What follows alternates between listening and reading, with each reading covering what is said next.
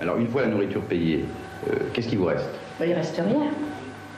Depuis sa création en 1970, le SMIC a toujours été trop juste pour les Français. Monsieur le ministre, nous voudrions savoir comment vous feriez pour établir un budget avec 1120 francs. Pourtant, chaque année, il est revalorisé.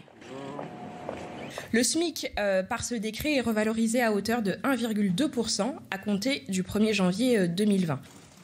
1,2% de hausse en 2020, c'est un peu moins que l'année précédente, mais dans la fourchette haute de ces dernières années.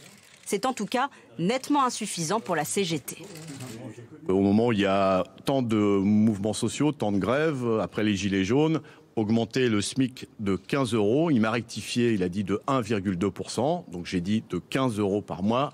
Je n'étais pas sûr que c'était un message suffisamment subliminal pour la population française, et notamment ceux qui ont le moins, de montrer une qualité d'attention et d'écoute suffisante. Voilà. En 10 ans, le SMIC horaire brut a augmenté de près de 14%, nettement plus vite que l'inflation qui n'a pas dépassé les 10%. En France, le SMIC mensuel brut est de 1 539 € par mois. Il fait partie des plus élevés d'Europe. Sur les 27 pays européens, seuls 6 n'ont pas de salaire minimum national.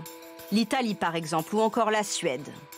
Et quand ils en ont un, les montants varient énormément entre les États qui proposent un SMIC en dessous de 500 €, ceux dont le salaire minimum se situe entre 500 et 1 000 €, et ceux enfin qui dépassent les 1 000 € dont la France fait partie.